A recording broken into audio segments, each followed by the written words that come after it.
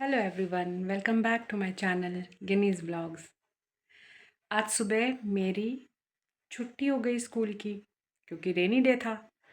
तो आ, काम वाम निपटाने के बाद थोड़ी देर बाद मेरी बहन को मैंने फ़ोन किया कि तुम लोग का कैसे हो, कैसा चल रहा है सब कुछ और ये सब। तो उसने बोला ठीक है, मैं आऊँगी तेरे पास मिलने के लिए। तो आज कल या परसों कभी भी आऊँगी। मैं बोला ठीक है, आना, ज़रूर आना। तो अब शाम को 4 बजे उसका फ़ोन आया कि गिन्नी मैं आ रही हूँ। और मैंने कहा हाय, मैं तो कुछ तैयारी भी नहीं करी है, क्या करूँ क्या करूँ। अच्छा हुआ मैंने इडली का बैटर थोड़ा सा भिगाया हुआ था, और सूजी वाली इडली का। और मैंने कहा फटाफट, अब मैंने कहा कितनी देर में पहुँचेगी तू? तो कहती है 1 घंटे में पहुँच जाऊँगी। फटाफट मैंने उसके लिए तैयारी शुरू करी, और ये देखिए मेरी तैयारी। और ये मैंने बनाना शुरू करा उसके लिए मैंगो शेक, क्योंकि मेरे को पसंद नहीं है कि जब कोई गेस्ट हमारे घर आ जाएं और हम उस टाइम नींबू पानी घोलें या फिर इस तरह से ब्लेंडर वगैरह और मिक्सी वगैरह में कुछ ऐसे बीट करें। तो फिर से सब काम पहले से होके हो जाएं तो अच्छा लगता है।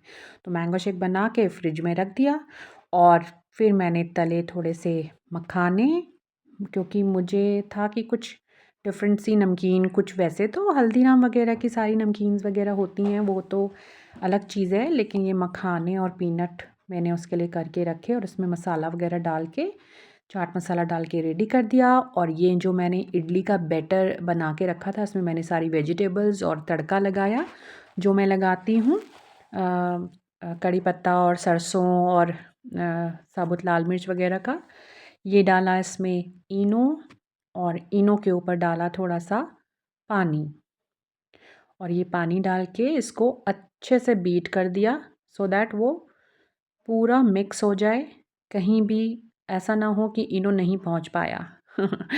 और ये ग्रीसिंग कर दी मैंने ट्रे की। बहुत जल्दी जल्दी मैं काम कर रही थी, बिकॉज़ मुझे ये था कि उसके आने के पहले मेरे सारे काम रेडी हो जाएं, सो दैट हम आराम से बैठ के बातें करें और खूब टाइम आपस में स्पेंड करें, ना कि किचन में।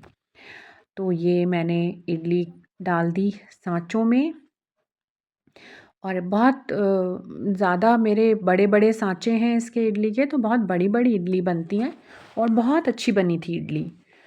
ख़ैर, तो ये मैंने डाला इसमें, उधर मेरी बाकी चीज़ें तैयार हो गई, तब तक आ गई मेरी बहन। और फिर हमने फटाफट पहले लगाया खाने-पीने का सामान, क्योंकि ये ना बॉबी आ रही थी ऑफ़िस से। तो ऑफ़िस से आते तो मुझे ऐसा लगा कि ये थोड़ा बेकरी वग़ैरह का सामान तो ख़ैर वो होता ही है, पर जो मैंने बनाया हुआ था, मैं इसको बोल रही थी, ये मेरे को बोल रही थी कि तूने कैसे बनाया इतना सारा सामान? तो मैं इसको बता रही थी कि मुझे जब कोई मेरे घर आता है, मुझे ऐसा लगता है मैं क्या बनाऊँ, क्या बनाऊँ? तो और वो कह रही थी मुझे ऐसा लगता है कि मैं क्या करूँ, क्या करूँ?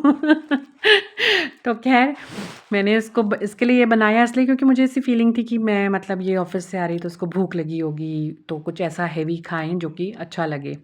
ख़ैर, खाना-वाना खाया ये सब, और उसके बाद हम कम से कम more than half an hour, not no 1 and a half hour, more than 1 and a half hour हमने गप्पे ही मारते रहे, गप्पे ही मारते रहे, बातें ही ख़त्म नहीं हो रही थी हमारी।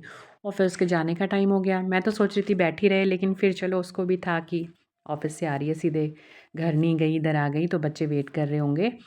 तो बस जाते-जाते भी हमारी बातें ख़त्म नहीं हो रही थी। ये देखिए फिर रिमझिम बारिश होने लगी, तो हमने करा बाय-बाय। बहुत गप्पे मारी हमने, बहुत गप्पे मारी। ऐसे हम लोग को 2 घंटे का पता ही नहीं लगा। फिर वो कहने लगी अब तो देर हो गई, चल मैं चलती हूँ, फिर बाद में मारेंगे गप्पे, तू आना मेरे घर। बस इस तरह से मैंने उसको भेज दिया।